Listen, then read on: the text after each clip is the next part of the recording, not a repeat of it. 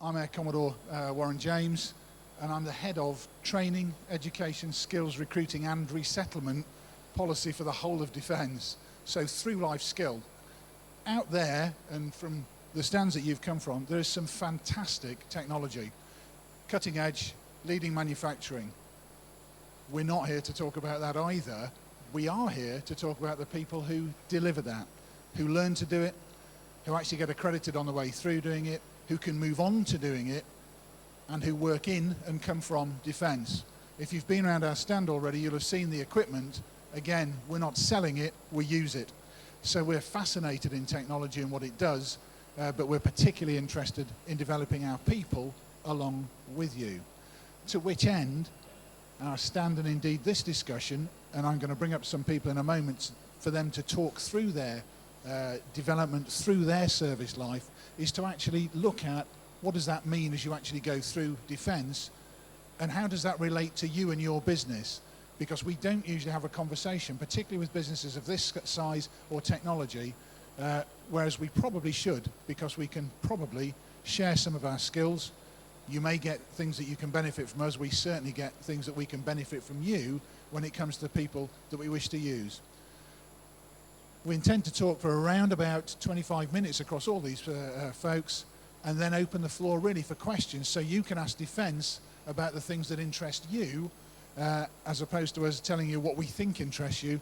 We'd rather hear your views. So without further ado, I'm going to hand over to Andrew, who's going to start the story with the Ministry of Defence Civil Service, because we are four services: Army, Navy, Air Force and Civil Service. And indeed, I have with us today contractors as well as part of our entire team, looking at our entire through-life skills delivery. Andrew.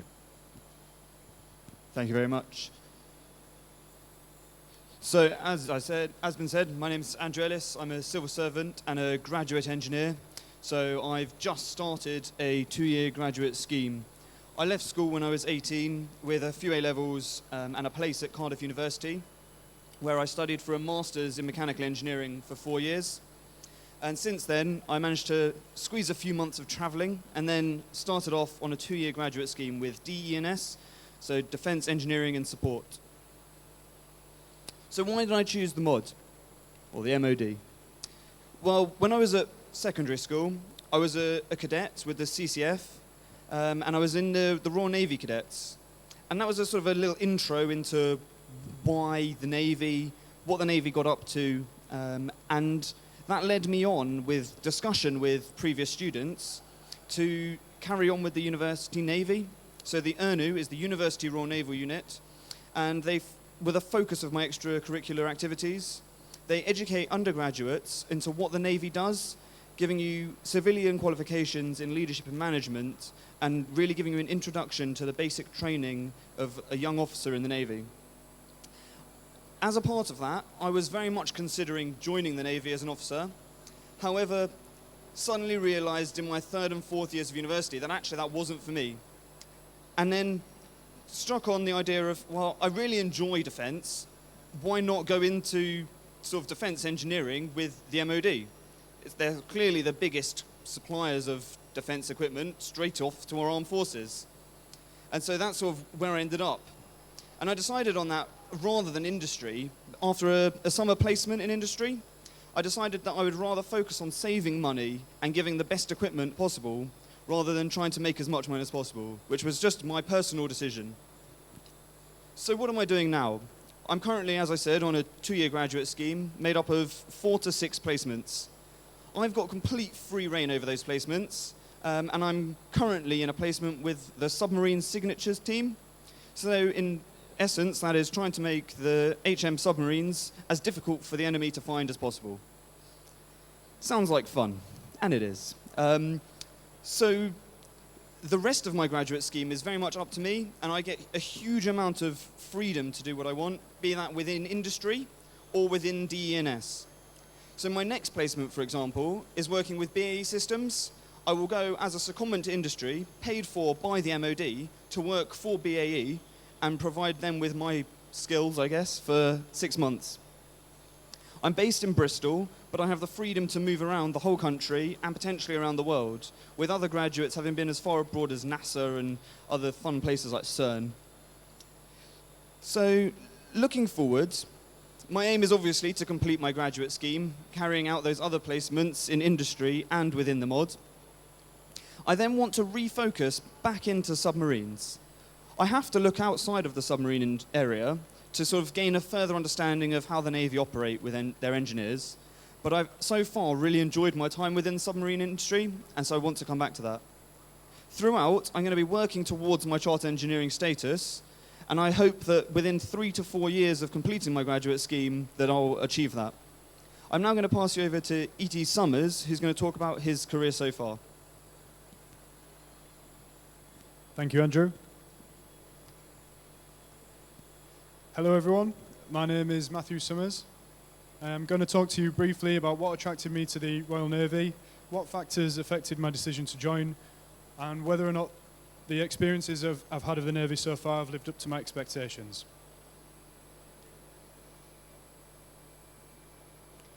So there's a little bit about me. I'm 30 years of age, so I'm at the older end of the spectrum for the entry requirements, and I've got a little bit of further education. So what attracted me to the Royal Navy? So after my GCSEs at 16, me and a couple of my pals actually went down to the AFCO and looked at becoming Royal Marines. At the time, I was given all the information. I went home and discussed it with my family, who then steered me on to do further education instead.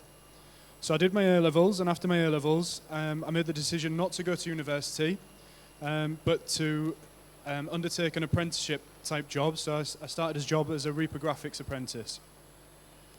I found that didn't really challenge me, so I went to another job. I tried lower level project management. I was the gym manager for a brief time.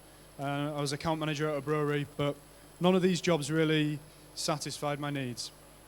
I was very ambitious, but I felt like I wasn't really going anywhere. I felt a bit lost, actually. So I took some time out to take stock, went traveling, and during that time, I came to the decision that I wanted to do something to take control of my life. So when I came back from traveling, I researched jobs, pay and progression, opportunities, and what I wanted from the job as well. I wanted something that was more than a desk job, something where I was going to be active, would give me a sense of achievement, something I could be proud of, with camaraderie, would give me skills. So I made the decision to join the Navy. I thought back to that day when I was 16, and I realised the military had always been at the back of my mind. And I realised it would give me everything that I hadn't gotten so far in the jobs that I'd done. So I went back and I joined as an engineer. I passed my aptitude test, and 2 weeks later I was at HMS Raleigh in phase 1, starting my career as an engineer in the Royal Navy. That's a picture of me on my passing out day, which was a great day. It's worth mentioning that achievement is recognised and rewarded early on in your career, and you're given extra responsibilities to ensure you're challenged. So now in the future. From HMS Raleigh, I went to HMS Sultan in Portsmouth, which is where I am now in phase 2 of my training, which is where I'm learning to become an engineer in the Royal Navy. There are a number of different routes you can take as an engineer, but the challenges associated with becoming a submariner appealed to me the most. I'm now on a fast-track career path for promotion to my next rank, with a long-term goal of becoming a marine engineering officer, fully commissioned in the Royal Navy. My experience thus far reassures me that I've definitely made the right decision with my life. The Royal Navy has developed my leadership and management skills, has given me civilian recognised qualifications, and I'm currently working towards a foundation degree. The Navy offers me challenges that grow as I grow.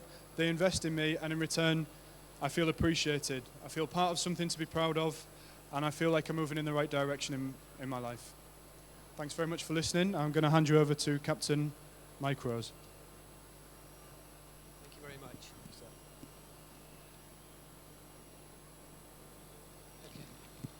Good afternoon, ladies and gentlemen. Captain Mike Rose. I'm going to talk about the training and development side of it. Slightly ambitious that I'm going to condense 35 years experience into 10 minutes. But it's not about me. It's actually about the training and development opportunities that I've had the privilege to enjoy, the nurturing and development and support around me. And I guess the exam question, was that the good old days, or is that what it's like today and the future? And the message I'd like to leave you with, yes it is. It may look packaged differently, but those opportunities still exist today. They're slightly different, and I want to demonstrate that engineering in the military is more than engineering, and that's why the training and development is tailored that way. So let's start.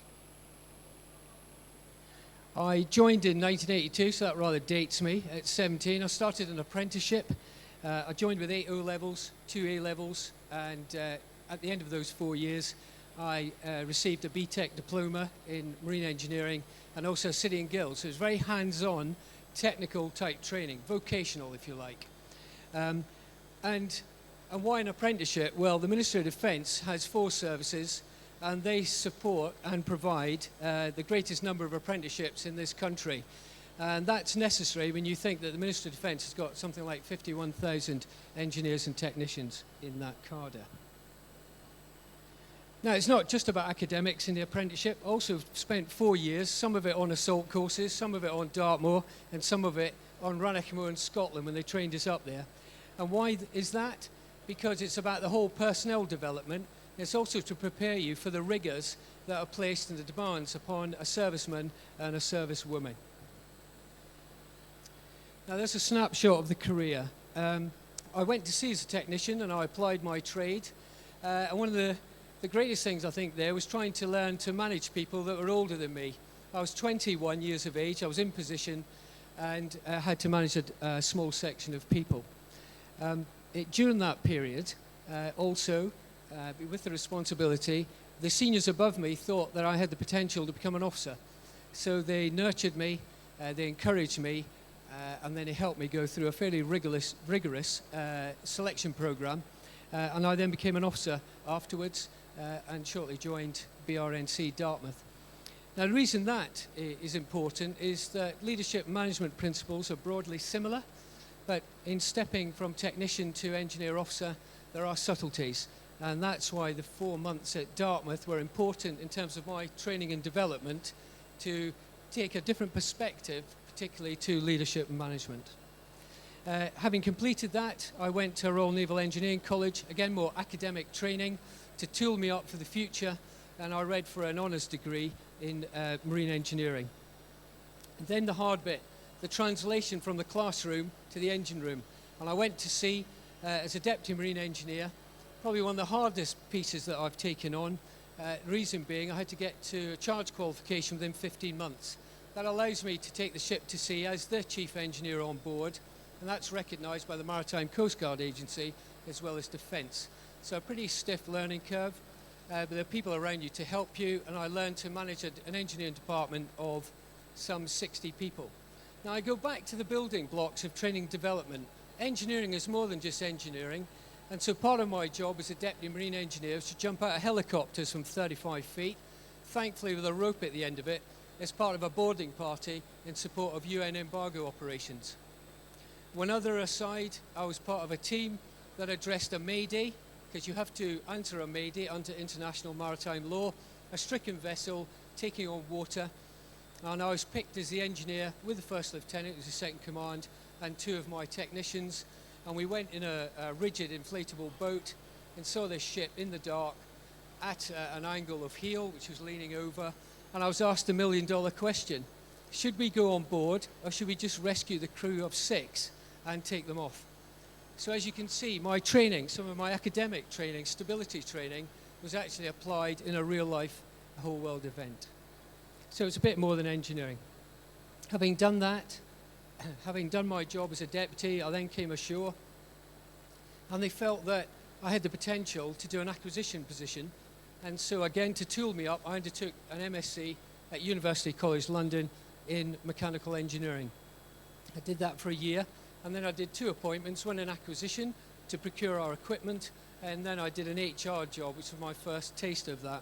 I then went back to sea as the boss in HMS Sutherland, and it's not just about engineering, it's about the operation, so it's about counter-narcotics, it's about maritime counter-terrorism. I did that for 2 years, and then I became a sea rider. And in terms of training and development, It's about giving something back. So I was there mentoring fellow engineers in the way I had been mentored during that position. Excuse me. I then did a career job, an HR job, career management. So again, I dipped my toe into the HR field, looking after engineers. And it was at that point, and I know it's a Clash song, if they remember that group, Should I Stay, Should I Go? A real sort of life decision moment, because I'd done my C job. As an apprentice, I'd reached beyond that which I'd originally aspired to. Should I stay? And I took into account the fact that we'd suffered a number of defence cuts. I had to judge, are we a declining company, or is there a future? And what about my family circumstances? And I basically put that all into context. I was 40, oil and gas was taking off, and I decided that with a young family, there were still career opportunities ahead of me, potential for promotion, and broadening my career opportunities, so I stuck with it. A year later, I was promoted to Commander, which is a big leap. I also went on a staff course, and I read for an MA in International Defence Studies, and that's because the Navy thought I had the potential to undertake a senior managerial position. And the theme there is, they'll invest early to retrieve, perhaps slightly later on in your career, and that's what they did with me. That is a Commando assault ship. Why is that important? Because having done my staff course, trained to think slightly differently, have a global strategic perspective, I then went, and then we don't have many big ships, so I had a pretty prestigious job as a commander engineer, and I was responsible for the task group on there, and we deployed in the Arab Spring of 2017, that you may recall, which culminated in operations off Libya. And being responsible for engineering across the task group was quite a challenge. But that, to me, was the plum job. I then did an operational job after that, and then I went back into HR, as you can see there. And this time it was looking at promotion flows, structures, etc. Should I stay or should I go? Different circumstances. I was nearly 50 then, mature children, but still at school. And what I needed then was financial security, stability, was still a career path. I was fortunate, I was then promoted, I stayed, I was promoted into this job. And that effectively is my career. So the question is, do those examples still exist? Do those opportunities still exist? They do. We have an engineer officer scheme across a number of universities. We operate above single service apprenticeships across all the 4 services. And we're also branching into university technical colleges. So arguably, there's more training and development opportunities than when I first joined. But it's still about that, and you still get the leadership and the whole person development in terms of leadership, integrity, and the core values. Why? Because they're likely to have to do that in terms of operate, maintain, or even manage a department. What about the future? The future carrier, the F-35 aircraft, and future land vehicles. Again, you could find yourself doing that. A busy slide, but that describes the engineer. A leader, a manager, a project manager, but also an engineer in terms of chartered, incorporated, or a technician. In other words, it's that. And that is why engineering is different in the military, and the training and development is tailored that way. That's me, 35 years and 10 minutes. You can tell I'm coming perhaps towards the end of my career. I've got 3 years left. That means I'm now going to enter transition, and therefore I want to hand over to Steve, who's actually going to talk about a process that I haven't entered yet, but about to, the transition process. Steve, thank you very much. Thank you for listening.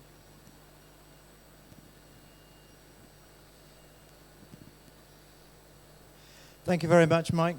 Hi, I'm Steve Jackson. As you can see from my attire, not actually with the forces anymore, but I do have my story to tell. So, I started in the Royal Navy 30 years ago and completed, a full career.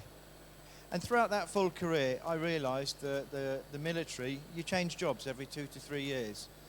And with that change of job, there's a change of role, change of responsibilities, and a change of skill set as well. So you are slowly developing a toolbox where you can then utilise into the civilian world when you come to the end of your career. You're used to dealing with a range of challenges that you basically accept, crack on, and develop them, and then you can put them into your toolbox. But coming to the end of your career of 30 years, it doesn't just ends. You don't just turn the light out. There is a transition that helps you move into the civilian world. And that transition is, we use a transition partnership group that are in partnership with the MOD. And one of the biggest things that they help you to do is decide what you want to do. For 30 years you've been told what to do, but now you have to decide for yourself what you want to do, which is one of the hardest things to do. And the CTP are there to guide you through all the steps. There's a bit of self-reflection that may be required, that it can help you along the way. So at the start of this, before the NDEX, 2 years before, you register with the CTP, where you get assigned mentors, career advisors, and then help you through your transition. You start with the workshops where you're slowly building your CV, gathering your certificates, carrying out any training required, and put all these into a portfolio. Now this portfolio that you've got is your red book, This Is My Life Story, and it is so useful because as a military career there are lots of things that you've done, and these are all transferable skills. So that portfolio is really a transferable skill book that you can now change from military language into civilian language. Once completing your courses, that completes your portfolio. And throughout the 2 years, then I gained ING accreditation that Mike already alluded to, and helps you move into the civilian world. So the CTP also has a vast array of courses, depth of knowledge that you can drive into, where it's benefits, charities, further education, pensions or housing. That all these things are relevant to the military background in their transition. But the path is not sent to you or directed to you. It's a wide open path. You have to make the choice yourself, and they guide you on the way because it's your transition into your new career. So in this transition, it wasn't really apparent until I actually finished and ended up at Jaguar Land Rover what this transition meant and how important it was to me. And what I feel that the armed services bring in to a civilian job. I know that they are given throughout their career a wide skill set and a vast experience that the civilian workforce can easily tap into. You're also able to quickly adapt to any situation where you jump into and you crack on with the job and you think about the job afterwards. This is the skill set that the military man brings with him. He's proactive, ability to accept responsibility straight away. I know that when I started on my first day, after 20 minutes, I was conference calling, talking to engineers on the phone. I think it's just the way that the military man is. He just accepts it and cracks on. So then for the CTP was really helped me to highlight my transferable skill set, and that really opened the doors to get me into a civilian company. So that's my story, transferring my skills from an aeronautical engineer to an automotive engineer. Thank you very much. I'll now hand you over to Rosie James.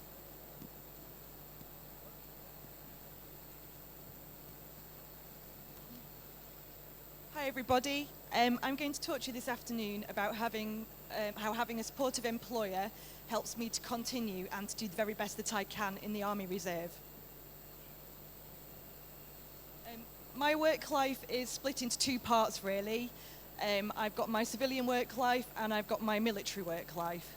In my civilian work life, I work for a company called MEC Consulting. We're quite a small company of only about 50 people. It's split into three sort of main sections, pre-planning, structural engineering and civil engineering. I head up the noise and air quality team, so I'm not actually a traditional engineer. I suppose you'd call it more environmental engineering. I look after a team there, and I have to fit my military work life around a job that isn't always 9 to 5 and that can be very demanding. In my reservist life, I'm a member of 203 Transport Squadron in Loughborough. I'm training to be a driver with them. I was attracted to the Army Reserve because it's taking a step outside of the ordinary day-to-day life. I purposely chose a job that wasn't anything to do with my job, and I didn't actually appreciate at the time the benefits that my employer would get from me being a member of the Reserves. We have a lot of training to do in the Reserves that we need to fit around our day jobs. For instance, this year I'll be taking a 2-week training course to build on my driving qualifications. I'll be attending a 2-week annual camp in Cyprus. I need to train for at least 1 weekend a month from April to April, and then I need to attend as many squadron nights as I can on a Tuesday, where we build on the training that we do during our basic and trade training. So how do I benefit from having a supportive employer? Well, all of the training takes a lot of time. I've got 4 weeks training scheduled in this year that I have to somehow fit around my day job that I can't do on weekends. I want to progress in the Reserves. It can be quite a slow process for people to do that when you've only got a 27-day minimum commitment. I need to fit that time in somewhere, and I can't always do it in my annual leave. My employer has a Reserve Forces policy. They give me additional annual leave. They give me unpaid leave to take training. All of this helps me to be a happier and a much more confident employee. I also know that the administration and the legal points are taken care of. I don't have to find anything else out about it. They're all genned up. They even come on some Army days with us. They're all really interested in what we do. They've got really good linkages with the squadron, and I feel really well taken care of. I think that this is one of the, not the only reason, but one of the reasons why I stay in my job. It really helps me to get the most out of my non-civilian work life as well.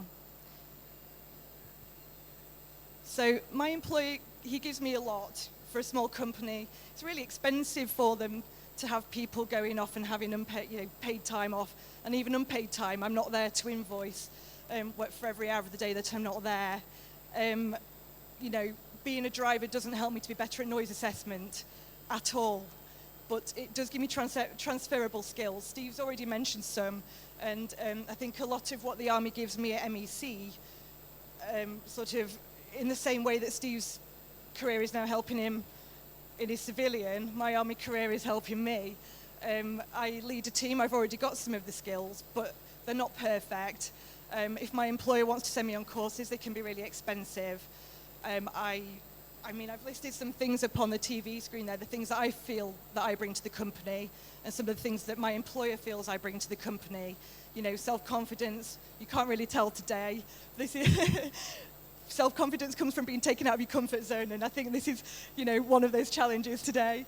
It's going to help me with management as I progress. It's going to help me with my people skills. We're always meeting new people.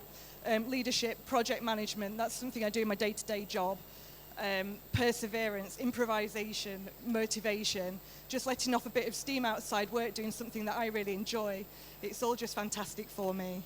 I really can't tell you how good it is to have a supportive employer. So I think that's all that I want to say, really. So I'm going to hand on to Brigadier van der Lande. Thank you for listening.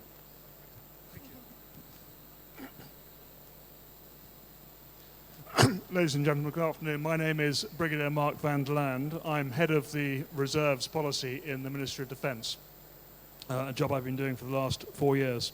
I just wanted to start by thanking our speakers who have given, I hope, very strong testimony of what they actually have done through their service careers and how their service careers have developed them.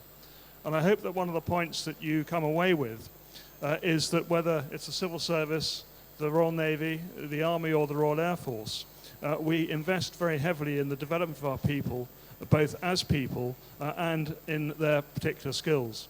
And engineering is one of the areas where we invest particularly heavily, and you've seen heard some fantastic stories about that today. A second point is just a little bit more about the reserves, as you might expect me to say. What we are finding, and through the reserves program, is that employers increasingly are recognizing the value that reservists bring to their organizations. As Bunny said at the start, fundamentally, this is about people. and it's about attracting and retaining the right quality people to deliver what any organisation needs. And one of the things that reserve service does is to help people to develop fully and to meet aspirations which they can't necessarily meet in their everyday day-to-day work. And without question, that is helping a number of companies retain really high-quality staff who are able to juggle two paths at the same time, but also bring new skills into the business. We're also seeing from our research that consistently now employers, while recognising there are challenges with supporting reserve service, and Rosie mentioned some of them, that the benefits of employing reservists substantially outweigh the challenges. And indeed, a recent Federation of Small Business survey showed that whereas in 2013 only 2% more employers would support reserve service than wouldn't, that gap has now risen to 26% amongst those surveyed, so quite a significant change. And finally, on the reserves, what we are finding is that where companies are signing up to the corporate covenant and actually publicly saying that they support reserve service, that is actually attracting high-quality staff who are reservists into the company, and a number of examples of that. We had a really fascinating presentation from Steve about his experiences and what that had brought, how that had set him up for his civilian role. Steve today has come here speaking partly about what his transition was, but also as an employee of Jaguar Land Rover, who have been a tremendous supporter of the services, particularly for resettling those from the services. And just one point I'd really want to stress about this. What the Career Transition Partnership does is to provide a source of really high quality people into business. And that service is free. And what we really encourage is companies to come and talk to the Career Transition Partnership, to talk to Defence Relationship Management about the relationship and how we perhaps can look at how they too can participate and share in this tremendous these quality people who are in and leaving the services every month. So before we move on to questions, and the panel will be up here to take your questions, and we really would encourage a discussion as we want to hear from you. It's not about us. I would very strongly encourage the companies here to get onto the Defence website, to look at the covenant, and to see what sort of conversations you might want to have with us, either through the Career Transition Partnership or with Defence Relationship Management, about how we could strengthen our relationship and, most importantly, help each other. Thank you very much.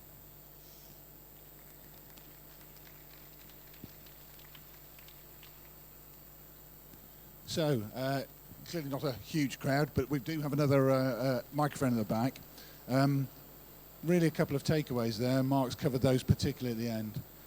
We have the largest apprenticeship programme in the country, bar none, 11,000 something completions every year.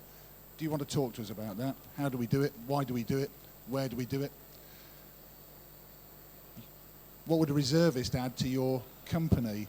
Would that be a benefit to you? And if not, why not? Do you understand how that might actually add value? Because all the evidence we're seeing, we would say this, wouldn't we? We can string you to a load of other companies, small ones as well as large, is that actually that's adding value to the company and the individual as opposed to our own.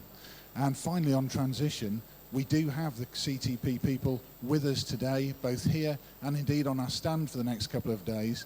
If you want to access the people who are leaving Defence and their skills, it is free. We already have paid for the advertising. You don't have to advertise to get those. You need to talk to CTP to get hold of the kind of people you want, and if they're not exactly what you want, you can work with them to develop a pathway so that you can actually get the kind of individual that meets your part of the business. And that's why we're here. That's why we're invited by the MTA, because we have a huge skill pool and a big training system that covers an awful lot of what UK is looking for. Not because we produce anything, not because we're selling anything, not because I'm recruiting directly from any of your staff, more to see where we can have a conversation about how we might share and partner, because you're not the people that we usually talk to, and we should.